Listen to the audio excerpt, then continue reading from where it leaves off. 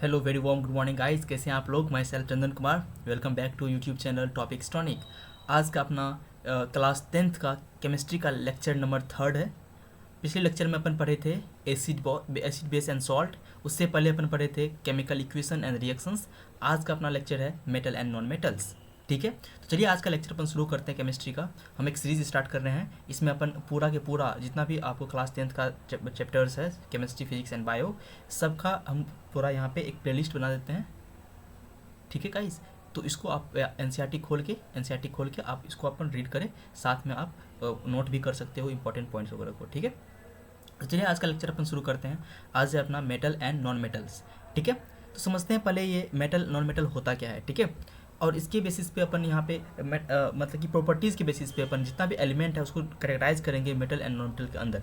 ठीक है, उसके पहले हम फिजिकल प्रॉपर्टीज़ को पढ़ेंगे, फिर देन अपन केमिकल प्रॉपर्टीज़ को पढ़ेंगे। ठीक है, उसके बेसिस पे फिर हम पता कर पाएंगे कि कौन सा एलिमेंट मेटल है और कौन सा एलिमेंट नॉन मेटल्स है। ठीक है, अगर हम बात करते हैं यहाँ पे जितना भी एलिमेंट्स हमारे पीरियोडिक टेबल के अंदर, तो elements can be classified as a metal and non metal on the base of their properties. उसके प्रॉपर्टीज़ के बेसिस पर हम क्या करते हैं, मेटल एंड नॉन मेटल को हम कैटेगराइज करते हैं। ठीक है, जैसे कि एग्जाम्पल की बात करते हैं, जैसे कि कुछ एग्जाम्पल आपको यहाँ पे है। Example of some metals are, जैसे कि आपको आयरन हो गया, एल्युमिनियम हो गया, सिल्वर हो गया, कॉपर हो गया, मैग्नीशियम हो गया, ये ऑल आर क्या है, वो सब का सोडियम हो गया, ये सब मेटल्स है। ठीक है, और कुछ एग्जांपल जैसे नॉन मेटल का एग्जांपल जैसे कि हाइड्रोजन हो गया, नाइट्रोजन हो गया, सल्फर हो गया, ऑक्सीजन हो गया, ये सब क्या है, नॉन मेटल्स है। ठीक है, इसके अलावा बहुत सारा है। ठीक है, हम बस हम किस तरह से किस बेसिस पर अपन कह पाएंगे कि कौन सा एलिमेंट मेटल है नॉन मेटल है, हम पढ़ते हैं पहले प्रॉपर्टीज़ को पढ़ते हैं, और उस प्रॉपर्टीज़ के बेसिस पर हम कह पाएंगे ये मेटल है और ये नॉन मेटल्स है। चलिए बात करते हैं पहला प्रॉपर्टीज़ का। तो हम पहले पढ़ेंगे यहाँ पे फिजिकल प्रॉपर्टीज़ को, देन अपन पढ़ेंगे केमिकल प्रॉपर्टीज़ को। ठीक है, तो प्रॉपर्टीज़ के आधार पर ही अपन ये कैटेगराइज कर सकते हैं। तो हर एक प्रॉपर्टीज़ को आप ध्यान रखें और उसके बेसिस पर आप कैटेगराइज कर पाओगे। तो पहला अगर बात करते हैं फिजिकल प्रॉपर्टीज़ में, तो पहला यहाँ पे लस्टर। ठीक है, लस्टर क्या होता है कि मेटल के पास एक प्रॉपर्टी होता है कि मेटल का जो सरफेस होता है वो सरफेस कैसा होता है, शाइनिंग सरफेस होता है, आपको चमकेगा उसका सरफेस। ठीक है, तो मेटल है वह शाइनिंग प्रॉपर्टीज़। मेटल के क्या है, उसका सरफेस कैसा होता है, उसके सरफेस को के पास क्या है, शाइनिंग प्रॉपर्टीज़ है। But non metal do not have, ऐसे नॉन मेटल के पास ऐसा नहीं होता है। ठीक है, शाइनिंग सरफेस इसके पास नहीं होता है, लेकिन एक्सेप्शन आपको ध्यान रखना है, यहाँ पे यहीं से क्वेश्चन आता है आपका। ठीक है, क्वेश्चन जो आपका बनेगा ऑब्जेक्टिव क्वेश्चन से आप, ठीक है, तो ये बनेगा आपको यहाँ पे एक्सेप्शन से। तो ध्यान रखना आपको कि आयोडीन को छोड़ के, आयोडीन का जो सरफेस होता है वो कैसा होता है, शाइनिंग सरफेस होता है। तो आयोडीन को छोड़ के आयोडीन के पास लेसर प्रॉपर्टी होता है, बाकी जितना भी नॉन मेटल्स है उसके पास ऐसा नहीं होता है। तो आयोडीन को छोड़ के बाकी सब नॉन मेटल के पास लेसर प्रॉपर्टी या शाइनिंग सरफेस प्रॉपर्टीज नहीं होता है। ठीक है, चलो हम बात करते हैं नेक्स्ट। यहाँ पे नेक्स्ट प्रॉपर्टी क्या है, हार्डनेस। क्या है, हार्डनेस। अगर हम बात करते हैं हार्डनेस का, तो जितना भी मेटल है सारा का सारा मेटल जनरली क्या होता है, हार्ड होता है। जनरली क्या होता है, हार्ड होता है। लेकिन कुछ मेटल को छोड़ के, जैसे कि आपको बात करते हैं सोडियम,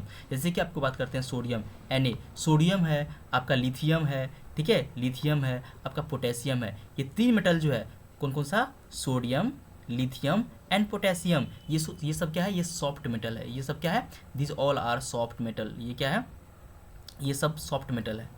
ठीक है, ये सब क्या है, ये आपका सॉफ्ट मेटल्स है। ठीक है, इसको अपन नाइफ से, छुरी की सहायता से क्या कर सकते हैं, अपन काट सकते हैं। नाइफ की सहायता से क्या कर सकते हो, काट सकते हैं। हाँ, कट विद नाइफ, ये सब ये जो है can be cut with knife. इसको हम सॉफ्ट मेटल बोलते हैं। ये क्या होता है, सॉफ्ट होता है और can be cut with knife. इसको ध्यान रखना, सोडियम, लिथियम एंड पोटेशियम। ठीक है, नो द नेक्स्ट अगर बात करते हैं अगर हम नॉन मेटल का, नॉन मेटल जनरली सॉफ्ट होता ही है। ठीक है, एक्सेप्ट डायमंड। डायमंड जो है कार्बन का फॉर्म है। डायमंड क्या है, कार्बन का एक अलग फॉर्म है। ठीक है, जो कि सबसे हार्डेस्ट नेचुरल सब्सटेंस नोन है। ये नॉन मेटल होने के बावजूद भी सबसे हार्डेस्ट है, आपको मेटल से भी हार्ड होता है ये। ठीक है, कौन सा, डायमंड। आरएस में तो डायमंड को छोड़ के अगर बात करते हैं, बाकी जितना भी आपको नॉन मेटल्स है वो क्या होता है, आपको सॉफ्ट देखने को मिलता है। ठीक है, आरएस में तो डायमंड को ध्यान रखना है, डायमंड हार्डेस्ट नेचुरल सब्सटेंस है। आरएस में अगर हम बात करते हैं आगे, जैसे अगर बात करते हैं आगे, अगर तीसरा यहाँ पे प्रॉपर्टीज़ है अपना फिजिकल प्रॉपर्टी है स्टेट का बात करते हैं कि देखिए फिजिक्स मतलब कि फिजिकल प्रॉपर्टीज की बात करते हैं, तीन स्टेट होता है किसी भी मैटर का। क्या होता है वो होता है सॉलिड, लिक्विड एंड गैस। अगर हम बात करते हैं अगर हम मेटल का, तो मेटल जनरली क्या होता है, आपको सॉलिड फॉर्म में एग्जिस्ट करता है। जैसे कि मरकरी को छोड़ के, एक्सेप्ट मरकरी, एक्सेप्शन ध्यान रखना आपको, हर एक प्रॉपर्टीज़ का एक्सेप्शन ध्यान रखना आपको, एक्सेप्शन ही इंपॉर्टेंट है। ठीक है, मेटल जनरली क्या होता है, सॉलिड होता है, लेकिन मरकरी को छोड़ के, मरकरी जो है वो क्या है, मरकरी आपका क्या है, ये मेटल होने के बावजूद भी क्या होता है, ये लिक्विड होता है। क्या होता है, ये कि लिक्विड फॉर्म में होता है। अच्छा, आप जो थर्मामीटर के अंदर देखते होंगे, थर्मामीटर के अंदर ये यूज में आता है जनरली, ठीक है। थर्मामीटर के अंदर डिजिटल थर्मामीटर नहीं, एक पहले आता था मरकरी वाला थर्मामीटर, उसके अंदर आपको शाइनिंग मटेरियल वहाँ पे मिलता है अंदर के अंदर वो क्या होता है, वो मरकरी होता है। मरकरी कैसा होता है, लिक्विड स्टेट में होता है, ठीक है। तो लेकिन बाकी का मेटल बात करते हैं जनरली वो क्या होता है, सॉलिड होता है। लेकिन मरकरी को छोड़ के मरकरी कैसा होता है, लिक्विड होता है। नौ अगर बात करते हैं एक, और ये जो नॉन मेटल का बात करते हैं तो नॉन मेटल आपको सॉलिड और गैसियस दोनों फॉर्म में मिलेगा। जैसे कि ब्रोमीन को छोड़ के, एक्सेप्शन क्या है इसका, ब्रोमीन को छोड़ के जनरली सबका सब मेटल क्या होगा आपको, ये सॉलिड या गैसियस फॉर्म में होगा। ब्रोमीन कैसा होता है, ब्रोमीन आपको लिक्विड फॉर्म में होगा। ब्रोमीन क्या होगा, ब्रोमीन आपका लिक्विड फॉर्म में होता है। ब्रोमीन को ध्यान रखना है, ब्रोमीन आपका लिक्विड फॉर्म में होता है, ठीक है। नो तो फोर्थ प्रॉपर्टी क्या है, फोर्थ है यहाँ पे मेलिएबिलिटी, ठीक है। मेलिएबिलिटी क्या होता है कि अपन जो है मेटल को, ठीक है, मेटल को क्या कर सकते हैं अपन, उसको थीन सीट में कन्वर्ट कर सकते हैं। उसको पीट के हम थीन पतला सीट में कन्वर्ट कर सकते हैं, पतला ठीक है, सीट में कन्वर्ट कर सकते हैं। उसको इस प्रॉपर्टीज़ को अपन बोलते हैं मेलिएबिलिटी। जैसे कि गोल्ड और सिल्वर जो है ये मोस्ट मेलिएबल है, सबसे अधिक मेटल, मतलब कि इसको अपन पतला बना सकते हैं, ठीक है, आ रहा समझ में। लेकिन अगर हम बात करते हैं नॉन मेटल का, तो इसको अपन पतला सीट में कन्वर्ट नहीं कर सकते, ये टूट जाता है, ठीक है। तो मेटल आर नॉन मेलिएबल, ठीक है, मेटल जो है नॉन मेलिएबल होता है। मेटल को अपन कन्वर्ट थीन सीट में पीट के थीन सीट में कन्वर्ट नहीं कर सकते हैं, लेकिन नॉन मेटल को अपन ऐसा कर सकते हैं, ठीक है। उसमें भी थीन सीट में, अगर मेटल में भी बात करते हैं तो गोल्ड एंड सिल्वर, ठीक है, गोल्ड और सिल्वर, ठीक है, इसको ध्यान रखना है कौन कौन सा, gold AU and AG, AU मतलब कि गोल्ड और सिल्वर, ये दोनों क्या है, मोस्ट मेलिएबल है आरस में, इसलिए आपको यहाँ ऑर्नामेंटल से बनाने में ये यूज में आता है आरस में। ये हो गया malleability. Now the next physical property की बात करते हैं, वो है डक्टिलिटी। डक्टिलिटी क्या होता है, ऐसा प्रॉपर्टी जिसको कि अपन उसको खींच के, ठीक है, उसको हम पतला वायर बना सकते हैं, ठीक है, ड्रॉन इनटू थीन वायर, इसको अपन क्या कर सकते हैं, थीन वायर में कन्वर्ट कर सकते हैं, ऐसा प्रॉपर्टी, ठीक है। तो metal can be drawn into the thin wire, metal को हम पतला वायर बना सकते हैं, खींच के उसको नमरा के खींच क्या कर सकते हैं, पतला वायर बना सकते हैं। But in case of non metal इसमें डक्टिलिटी प्रॉपर्टी नहीं होता है, ठीक है। नॉन मेटल क्या होगा, टूट जाएगा, they do not have ductility property, they are non ductiles. Non metal क्या होता है, नॉन डक्टाइल होता है, बट मेटल क्या होता है, ये डक्टाइल होता है, इसके पास डक्टिलिटी प्रॉपर्टी, इसको थीन वायर में कन्वर्ट कर सकते हैं अपन, किसको, मेटल को, आरस में। Know the next point is conductor.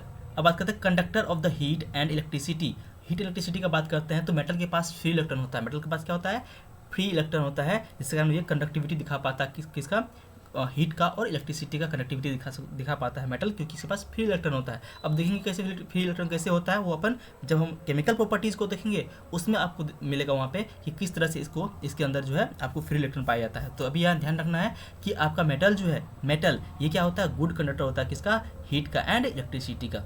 आरस में जैसे कि सिल्वर, कॉपर, ये जो है बेस्ट कंडक्टर है। सिल्वर की कॉपर क्या है, सिल्वर हो गया और कॉपर हो गया, ये आपका हीट इलेक्ट्रिसिटी का क्या है, ये बेस्ट कंडक्टर है आरस में। इसलिए अपन जो घर में वायर वगैरह यूज़ करते हैं, कैसा यूज़ करते हैं, कॉपर का यूज़ करते हैं आरस में। साथ में एल्यूमिनियम भी अच्छा खासा या क्या है, एल्यूमिनियम सस्ता होने के बावजूद भी क्या होता है, अच्छा कंडक्टर होता है, ठीक है।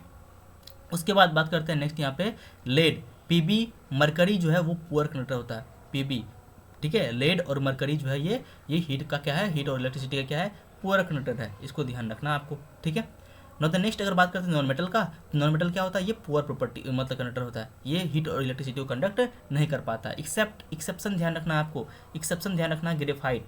आरस में ग्रेफाइट जो है ये भी कार्बन का एक फॉर्म है, आरस में कार्बन क्या है, एक फॉर्म है, और ये जो है आपको इलेक्ट्रिसिटी कंडक्ट करती है, ये इसके पास कनेक्टिविटी प्रॉपर्टी होता है, कंडक्टर का प्रॉपर्टी होता है ग्रेफाइट के पास। तो ग्रेफाइट नॉन मेटल होने के बावजूद भी इलेक्ट्रिसिटी कंडक्ट करती है आरस में, इसको आपको ध्यान रखना है, ठीक है। एक्सेप्शन ध्यान रखना आपको, एक्सेप्शन कहाँ है आरस में। Know the next property is density. Density का बात करते हैं, डेंसिटी क्या होता है, डेंसिटी जो होता है वो होता है मास अपन वॉल्यूम, क्या होता है, मास अपन वॉल्यूम। अच्छा, मास अपन वॉल्यूम, अब ध्यान दीजिए, मास अपन वॉल्यूम, तो अगर बात करते हैं पर यूनिट वॉल्यूम में कितना मास है, एक पार्टिकुलर वॉल्यूम में, एक पर यूनिट वॉल्यूम में, मान लीजिए एक पार्टिकुलर वॉल्यूम बना 1 मीटर का एक क्यूब बना दिए, इतना स्पेस के अंदर कितना मास है, और उसको बोलते हैं डेंसिटी, और बोलते हैं डेंसिटी। अगर मान लीजिए इस पर्टिकुलर एक वॉल्यूम मतलब 1 मीटर क्यूब के अंदर अगर ज़्यादा मास है तो डेंसिटी ज़्यादा है, ठीक है। Generally have a high density, ये मेटल जो होता है ये इसका डेंसिटी हाई होता है, ठीक है। और हाई इसका मेल्टिंग पॉइंट भी क्या होता है, हाई मेल्टिंग पॉइंट होता है, ठीक है। जैसे कि सोडियम पोटेशियम को छोड़ के, सोडियम को पोटेशियम का डेंसिटी लो होता है, इसका लो मेल्टिंग पॉइंट होता है, ठीक है। इसलिए ये सॉफ्ट मेटल भी है, इसको अपन चाकू से काट सकते हैं, ठीक है। बट अगर बात कर सकते हैं नॉन मेटल का, तो ये इसके पास क्या होता है, लो डेंसिटी होता है एंड लो मेल्टिंग पॉइंट होता है। नॉन मेटल क्या होता है, नॉन मेटल का low density and low melting point होता है। But in case of metal का बात करते हैं, metal have high density and high melting point accept sodium and potassium. Sodium potassium को छोड़ के एक्सेप्शन ध्यान रखना है, ठीक है। नाउ द नेक्स्ट यहाँ पे बात करते हैं कुछ नेक्स्ट प्रॉपर्टी है सोनरस। सोनरस क्या होता है कि मेटल के अगर मेटल को अपन पीटते हैं ना तो वहाँ पे एक मतलब अलग तरह का वहाँ पे साउंड निकलता है, ठीक है। अब जैसे कि metal produce a sound on striking a hard surface, जैसे हार्ड सरफेस मेटल को टकराते हैं तो वहाँ से एक नया मतलब कि एक अलग टाइप का साउंड निकलता है वहाँ पे, ठीक है। But in case of the मतलब कि अगर बात करते हैं वहाँ पे मतलब कि नॉन मेटल पे ऐसा साउंड नहीं निकलता आरस में, ठीक है। तो द नेक्स्ट प्रॉपर्टी बात करते हैं यहाँ पे है ऑक्साइड्स। और ऑक्साइड का बात करते हैं तो मेटल जो है ये मेटल का जो ऑक्साइड होता है वो बेसिक नेचर का होता है। मेटल का ऑक्साइड क्या होता है, बेसिक नेचर, जैसे कि NO, ठीक है। जैसे कि मान लो MgO बात करते हैं, जैसे अगर बात करते हैं MgO मैग्नीशियम ऑक्साइड, MgO क्या हो गया, बेसिक नेचर का होगा। और ऐसे में जैसे कैल्शियम ऑक्साइड CaO क्या होगा, बेसिक नेचर का होगा। तो ये सब मेटल का क्या है, ऑक्साइड्स है। और ऐसे में मेटल ऑक्साइड क्या होता है, आपको बेसिक नेचर का होता है। और बात करते हैं नॉन मेटल्स का, तो नॉन मेटल का जो ऑक्साइड होता है आपको ये एसिडिक नेचर का होता है, ठीक है। नॉन मेटल का जैसे कि आप बात करते हैं CO2, तो CO2 क्या है, कार्बन क्या है, नॉन मेटल्स है, और इसका जो ऑक्साइड होगा वो आपको कैसा होगा, एसिडिक नेचर का होगा, ठीक है गाइज।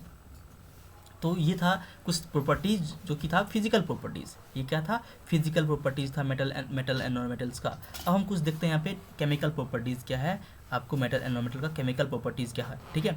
तो पहला यहाँ पे बात करते हैं, पहला है रिएक्शन विद एयर, ठीक है। Metal combine with oxygen and form metal oxide.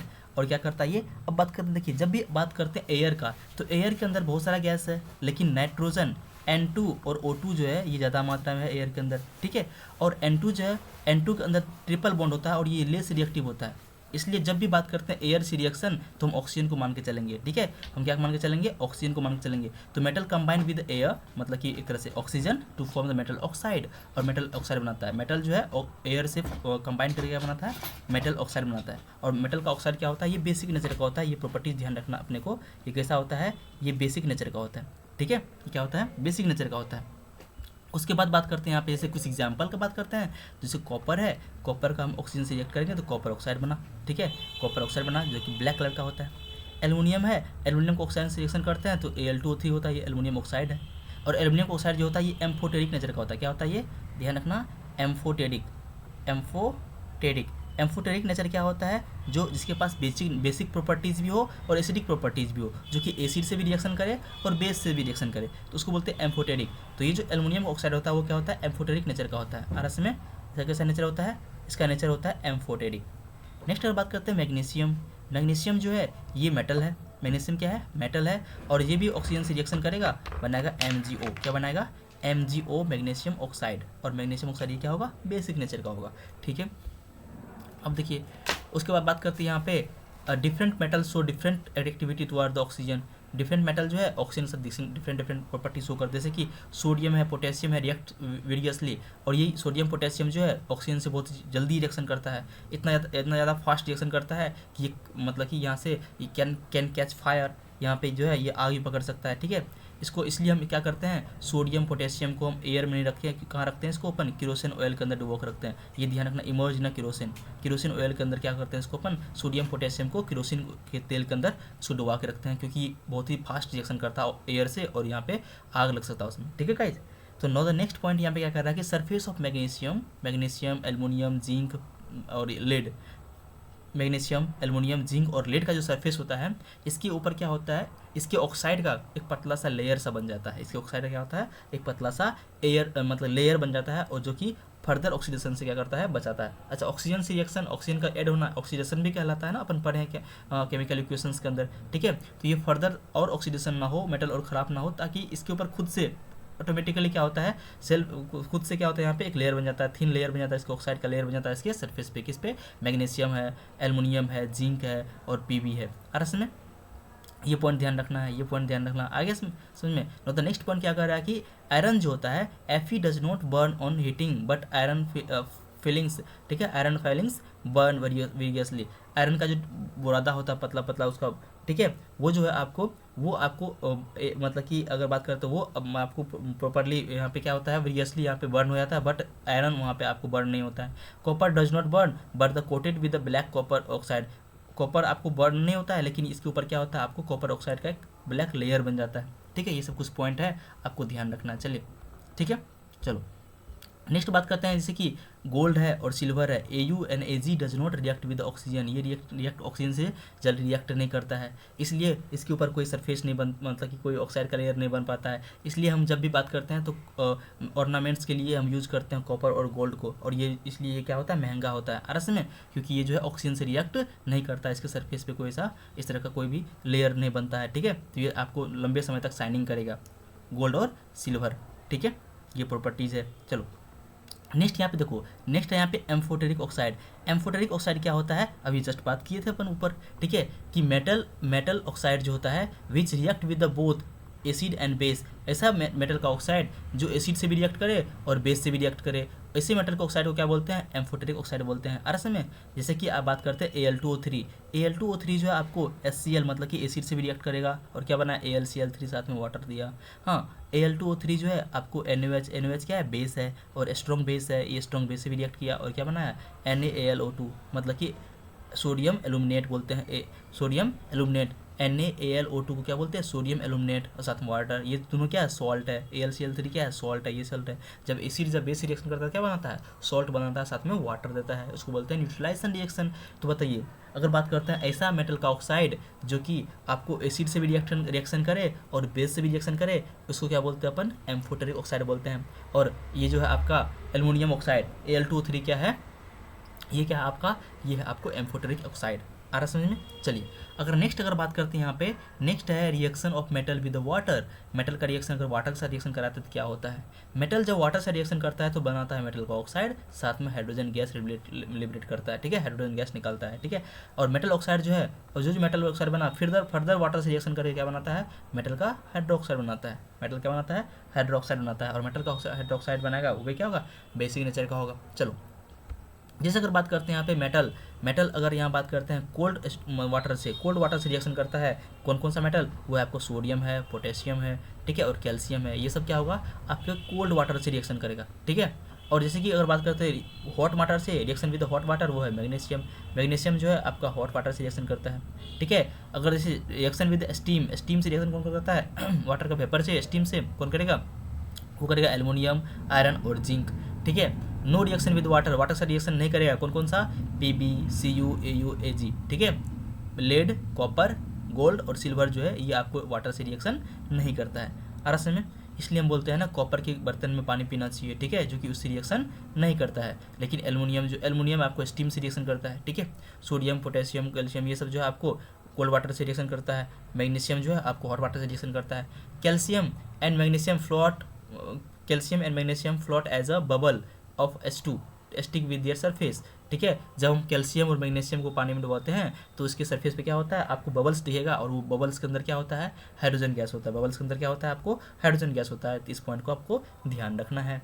चलो नेक्स्ट अगर बात करते हैं यहाँ पे सोडियम का, जैसे कि एग्जाम्पल के तौर पर बात करते हैं, ये देखो सोडियम रिएक्ट किया वाटर से तो क्या बना है, NOH क्या, सोडियम हाइड्रोक्साइड, और साथ में क्या रिलीज किया H2, और H2 क्या है, होता है इन्फ्लामेबल गैस होता है। हाइड्रोजन गैस के साथ इन्फ्लामेबल होता है, साथ में हीट रिलीज किया तो यहाँ से कैच फायर कर सकता है। इसलिए जब पानी से रिएक्शन कराते हैं तो क्या होता है, वहाँ पे वर्गियस रिएक्शन दिखाता है, फास्ट रिएक्शन दिखाता है, और साथ में यहाँ पे कैच कर लेता है। अरसन में चलो कैल्शियम का ऑक्सीजन से रिएक्शन करते कैल्शियम हाइड्रोक्साइड बनाया, साथ में हाइड्रोजन गैस रिलीज किया। ठीक है, मैग्नीशियम भी वाटर से रिएक्शन किया तो मैग्नीशियम हाइड्रोक्साइड बनाया और साथ में हाइड्रोजन गैस रिलीज किया। ठीक है, एल्युमिनियम जो है ये वाटर से रिएक्शन किया तो एल्यूमिनियम का ऑक्साइड बनाया जो कि एम्फोटेरिक होता है, साथ में हाइड्रोजन गैस रिलीज किया। हाँ, आयरन भी वाटर से रिएक्शन किया और क्या बनाया, Fe3O4 आयरन का ऑक्साइड बनाया, साथ में यहाँ पे हाइड्रोजन गैस रिलीज किया। बाकी बैलेंस तो आप कर ही सकते हो क्योंकि आप पढ़े हो बैलेंसिंग के लिए कैसे कैसे बैलेंस करते हैं।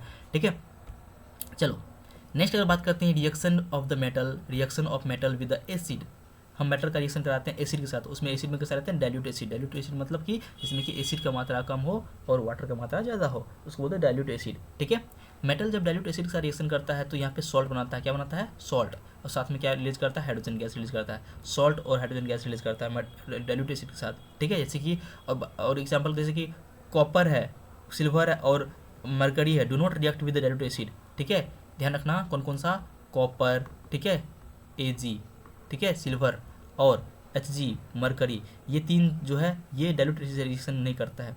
ये तीन जो है not react with dilute acid, ये तीनों जो है नॉट रिएक्ट विद नॉट, ठीक है, ये तीनों जो है आपको, ये जो है तीनों जो है आपको डाइल्यूट एसिड के साथ रिएक्शन नहीं करता है, इसको ध्यान रखना है। नॉट रिएक्ट विद, ठीक है, डाइल्यूट एसिड, डाइल्यूट एसिड।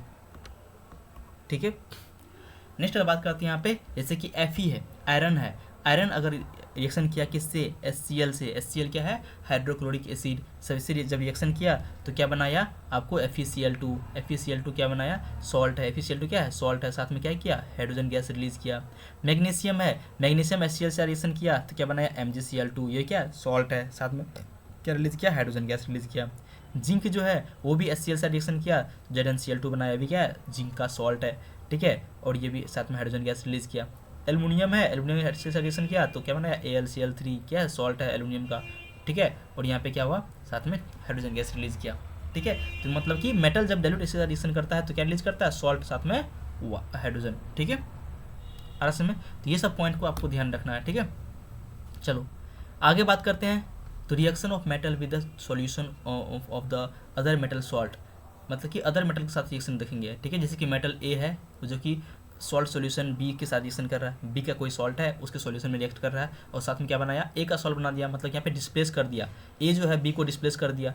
ठीक है, उसके सॉल्ट सॉल्यूशन से, और साथ में मेटल बी जो है अलग हो गया। तो रिएक्टिव मेटल जो है यहाँ पे, जो ज़्यादा रिएक्टिव मेटल है, अब देखेंगे रिएक्टिव मेटल कौन है कौन नहीं है। ठीक है, जो ज़्यादा रिएक्टिव मेटल है can displace less reactive metal, जो कम रिएक्टिव मेटल है उसको डिस्प्लेस कर सकता है फ्रॉम देयर सॉल्ट सॉल्यूशन, उसके कंपाउंड से, from there compound in the solution, solution में उसके कंपाउंड से उसको डिस्प्लेस कर सकता है। मोर रिएक्टिव मेटल जो है लेस रिएक्टिव मेटल को उसके सॉल्यूशन से डिस्प्लेस कर सकता है। आराम में, जैसे कि मेटल ए जो है रिएक्ट किया सॉल्ट ऑफ मेटल बी से, और मेटल बी को डिस्प्लेस कर दिया, मेटल बी बाहर आ गया और मेटल ए जो है वो सॉल्ट बना लिया। आराम में, तो जैसे कि एफ, जैसे एग्जांपल देखो यहाँ पे Fe जो है कॉपर सल्फेट से रिएक्शन कर रहा है, आयरन जो है कॉपर सल्फेट के साथ रिएक्शन कर रहा है, और यहाँ पे आयरन सल्फेट बनाया, Fe फेरस सल्फेट बनाया, FeSO4, साथ में कॉपर को बाहर कर दिया।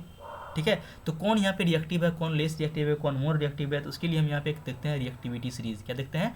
रिएक्टिविटी सीरीज, जिसके आधार पे हम यहाँ बता पाते हैं कि कौन सा मोर रिएक्टिव है, कौन सा लेस रिएक्टिव है।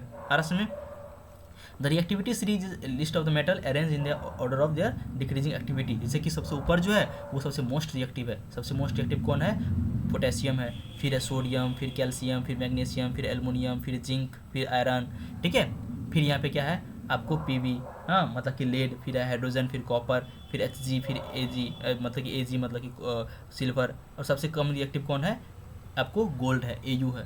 Au क्या है? सबसे लेस्ट रिएक्टिव है। आराम में, तो ये रिएक्टिविटी सीरीज आपको 4-5 बार लिखना है। ठीक है, आराम में इसको मतलब कि 4-5 बार लिखना है, आपको याद हो जाएगा। ठीक है, सबसे ऊपर जो है वो आपका सबसे मोस्ट रिएक्टिव है, जैसे कि मतलब कि पोटेशियम, फिर सोडियम, फिर कैल्शियम, मैग्नीशियम। अब देखो ऊपर वाला रिएक्शन देखो, ऊपर में क्या है? Fe और Cu के साथ कॉपर सल्फेट और Fe से रिएक्शन करा है। तो अब देखो Fe जो है कॉपर से ऊपर है, Fe यहाँ है, Fe यहाँ है, कॉपर यहाँ है। अब ध्यान दो, तो Fe ज़्यादा रिएक्टिव है, Fe is more reactive than copper, so Fe जो है कॉपर को क्या किया? डिस्प्लेस कर दिया इसके सॉल्ट सॉल्यूशन से।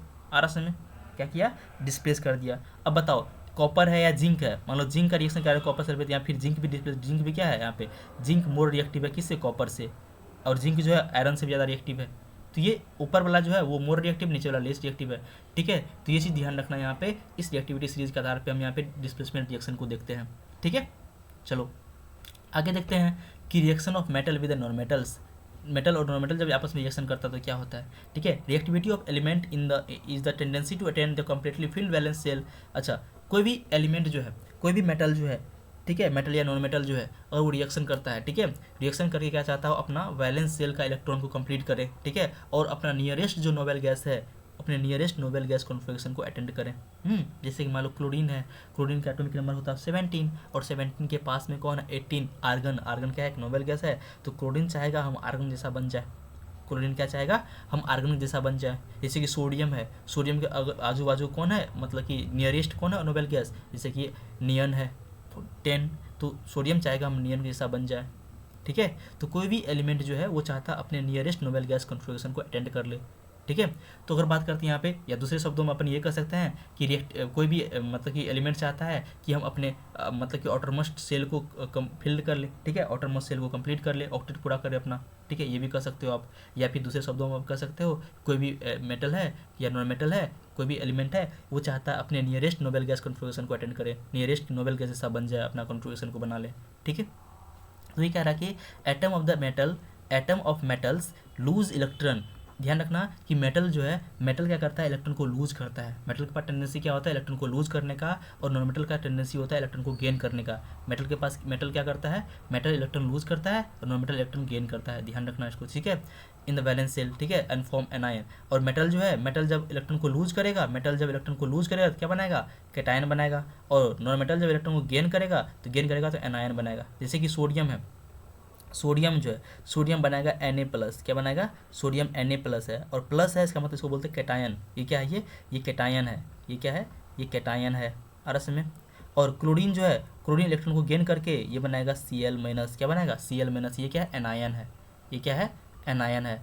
और कैटायन एनायन जो है, ठीक है, अब देखो कैटायन एनायन जो है, अब देखो दोनों, एक पे पॉजिटिव चार्ज है, एक पे नेगेटिव चार्ज है, तो यहाँ दोनों में क्या होगा, अट्रैक्शन होगा। यहाँ पे क्या होगा, अट्रैक्शन होगा।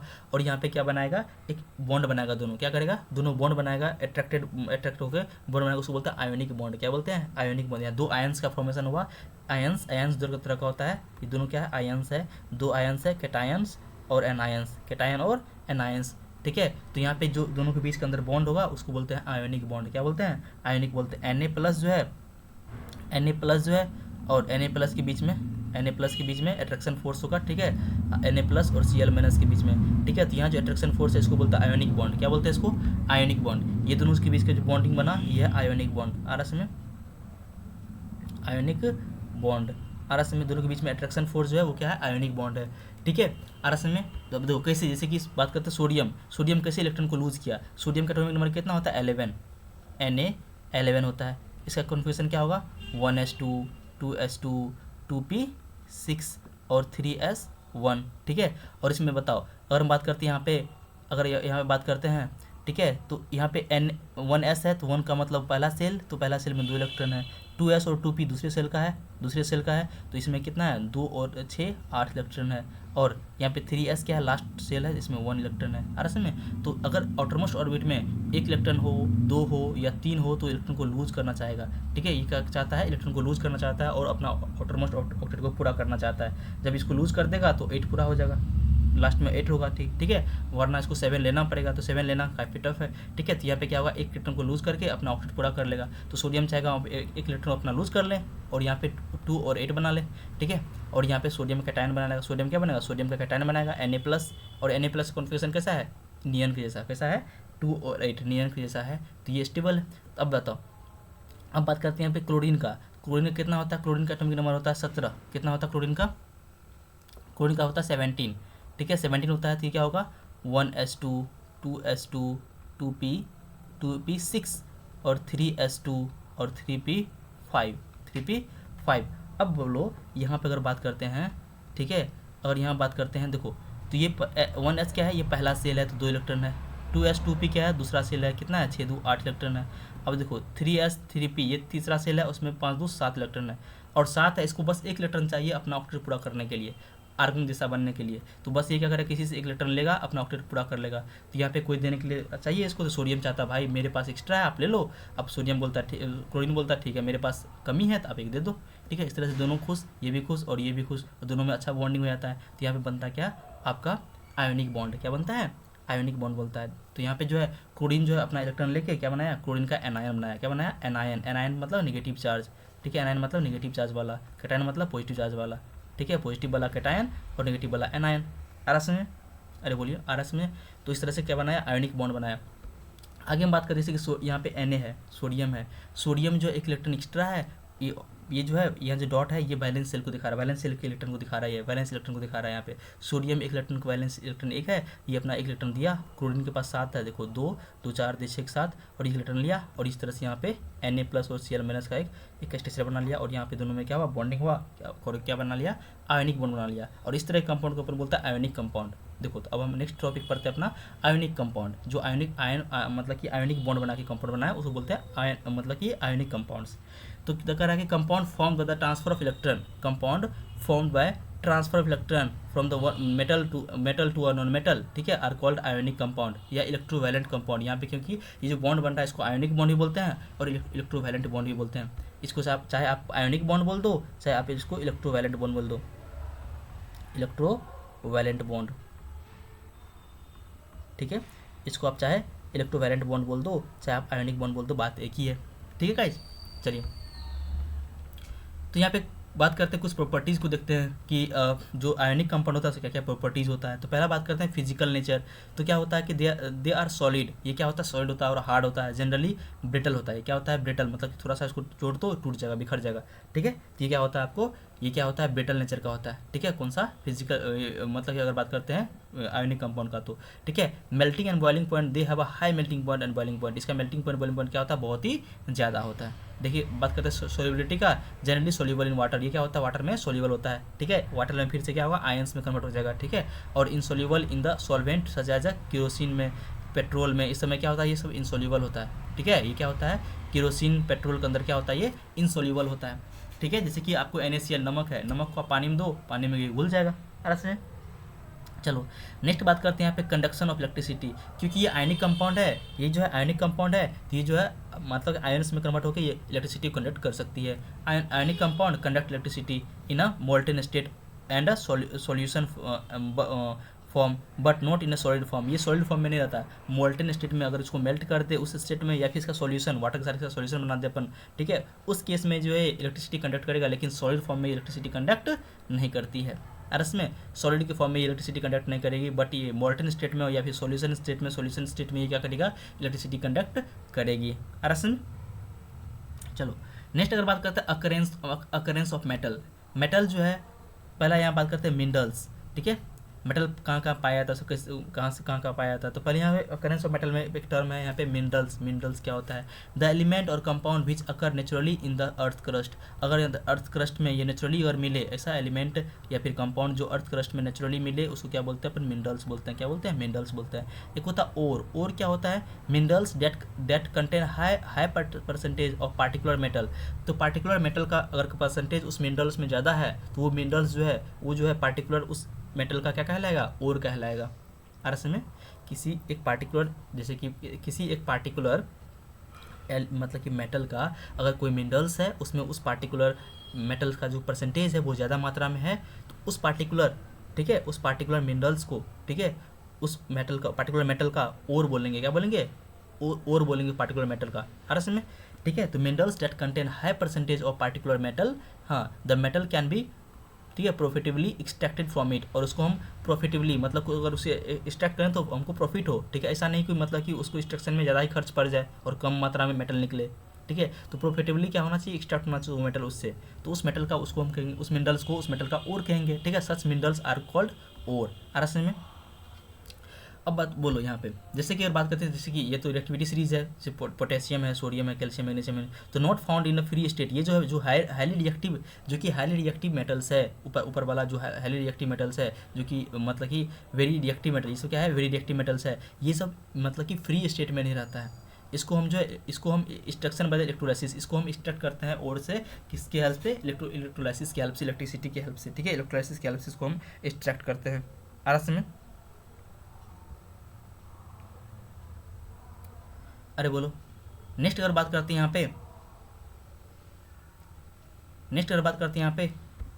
पे मॉडरेटली रिएक्टिव, और ये जो है Zn Fe Fb copper Hg, ये सब क्या है, ये सब मॉडरेटली बीच वाला है और ये मॉडरेटली रिएक्टिव है। अकर एज ये सल्फाइड के फॉर्म में रहता है, ऑक्साइड या कार्बोनेट के फॉर्म में रहता है, ये सल्फाइड के फॉर्म में रहता है, ये ऑक्साइड के फॉर्म में रहता है, ये कार्बोनेट के फॉर्म में रहता है। और रिएक्शन बताए यूजिंग कार्बन, ये जो है इसको रिडक्शन, कार्बन रिडक्शन की हेल्प से इसको हम एक्सट्रैक्ट करते हैं, ठीक है। और जो लीस्ट रिएक्टिव होता है, नीचे वाला लीस्ट रिएक्टिव होता है, अकरीना ये जो है नेटिव फ्री स्टेट में रहता है। ये मतलब कि सिल्वर गोल्ड हो गया, ये सब क्या होता है, ये आपको फ्री स्टेट में, क्योंकि लीस्ट रिएक्टिव है, किसी रिएक्शन नहीं करता है, तो ये सब आपको फ्री स्टेट में मिलेगा। क्या होगा ये सब आपको नेटिव या फ्री स्टेट में मिलेगा आपको, ठीक है। नेक्स्ट यहाँ पे extraction of metal from the ore से मेटल को कैसे एक्सट्रैक्ट करते हैं अपन, ठीक है। तो उसमें पहला स्टेप है यहाँ पे मतलब कि इन्वेस्टमेंट ऑफ ओर का इन्वेस्टमेंट करते हैं, उसको पहले कंसंट्रेट करते हैं। और क्या करते हैं, कंसंट्रेट करते हैं, फालतू का चीज़ से उसको हटाते हैं उसमें से, ठीक है। जो हमारे काम का है मेटल है उसको अपन मतलब कि उसको कंसंट्रेट करते हैं, ठीक है, अर्थ में। नेक्स्ट यहाँ पे एक्सट्रैक्शन ऑफ मेटल, फिर उस मेटल को एक्सट्रैक्ट करते हैं और फिर उसको रिफाइन करते हैं। मेटल क्या करते हैं, रिफाइन करते हैं। 3 स्टेप में क्या क्या हो गया, इन्वेस्टमेंट मतलब कि पहले कॉन्सेंट्रेशन ऑफ ओर को कॉन्सेंट्रेट करते हैं, उसको ग्राइंडिंग करके उसमें से फालतू जो है चीज़ें उसको हटाते हैं, उसको कॉन्सेंट्रेट करते हैं ताकि उसमें मेटल ज़्यादा मात्रा में, जिस पार्ट में ज़्यादा मात्रा में उसको बाहर अलग करते हैं, ठीक है। नेक्स्ट यहाँ पे उस मेटल को फिर वहाँ से एक्सट्रैक्ट करते हैं, ठीक है। नेक्स्ट यहाँ पे रिफाइनिंग करते हैं अर्थ में।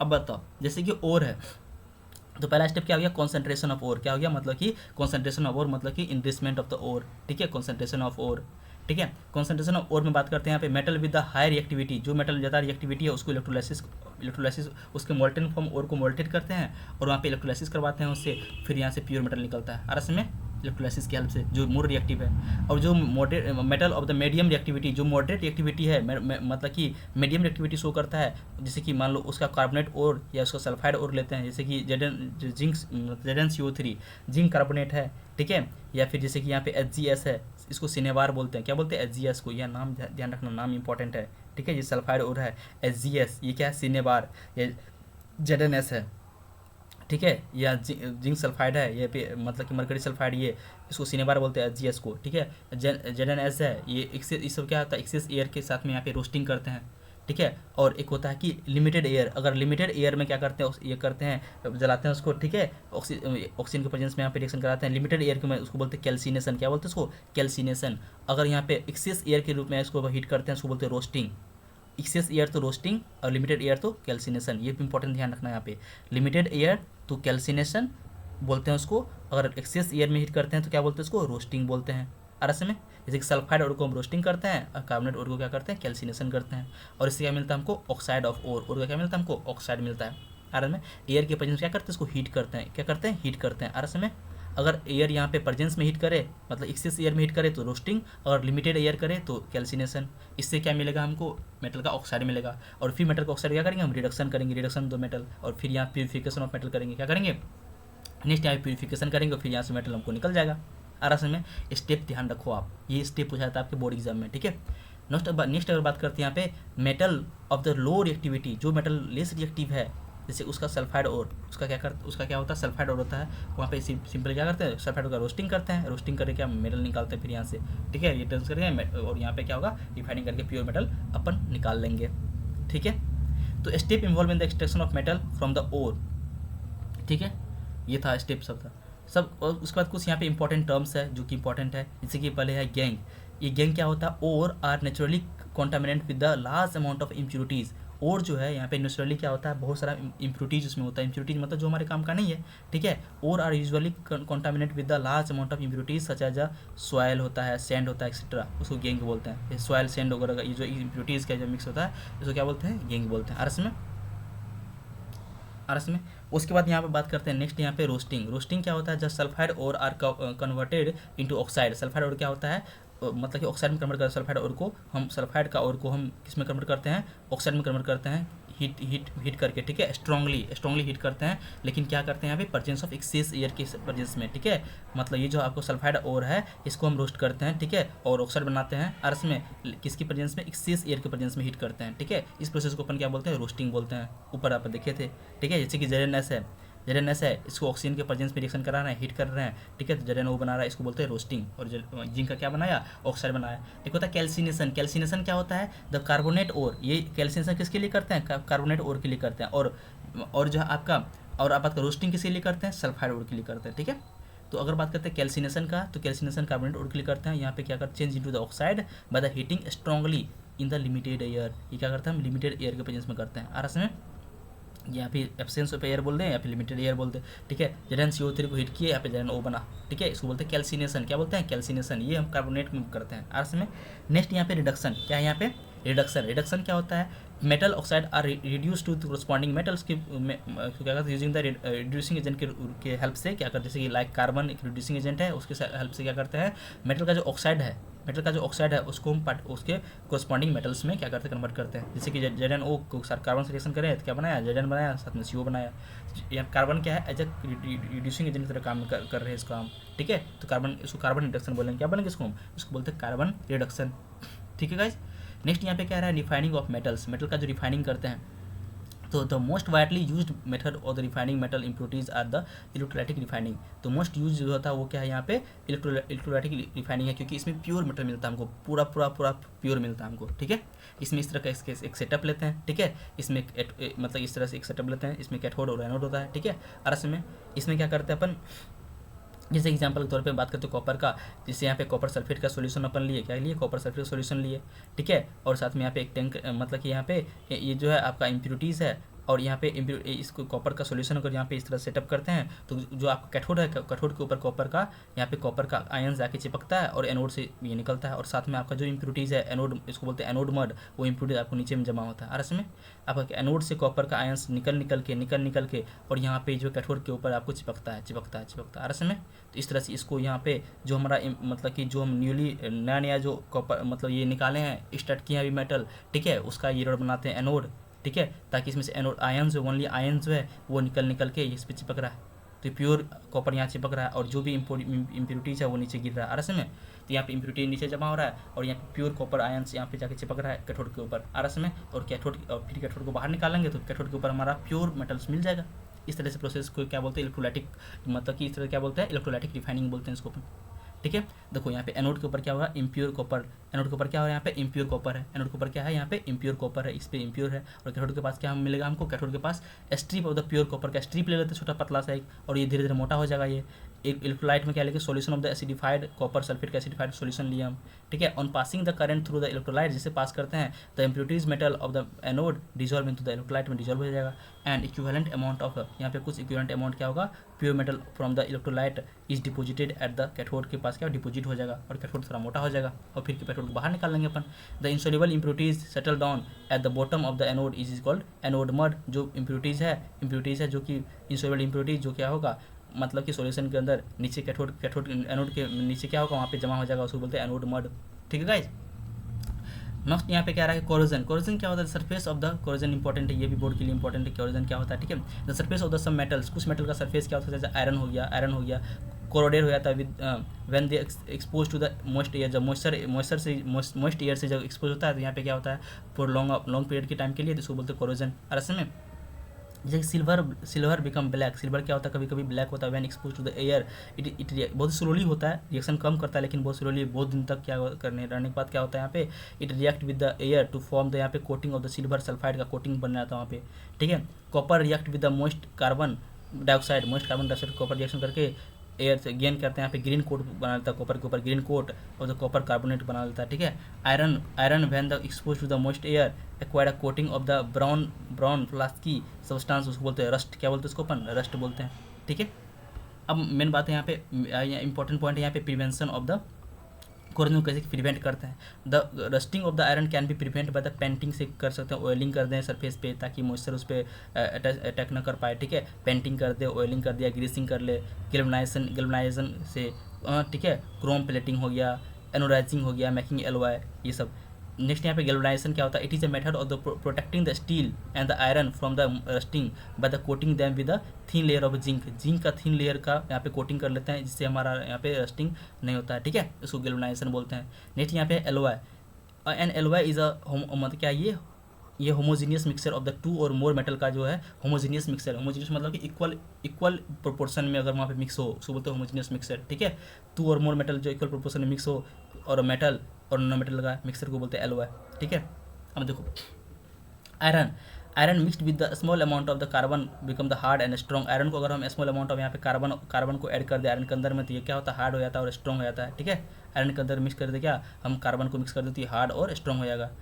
स्टील जो होता है iron plus nickel and chromium, iron nickel और क्रोमियम के मिक्सर को क्या बोलते हैं, स्टील बोलते हैं। ब्रास क्या होता है, ब्रास कॉपर और जिंक के मतलब कि कॉपर और जिंक का ये होता है एलॉय होता है ब्रास, ठीक है। और बात करते हैं यहाँ पे ब्रॉन्ज होता है कॉपर और टीन, कॉपर और एसएन, कॉपर और एसएन के मतलब एलओआई क्या बोलते हैं, ब्रॉन्ज बोलते हैं, ये सब एलओआई है, ठीक है। और लेड जो है, लेड पीबी और टीन, इनके बोलते हैं सोल्डर बोलते हैं इसको, ठीक है।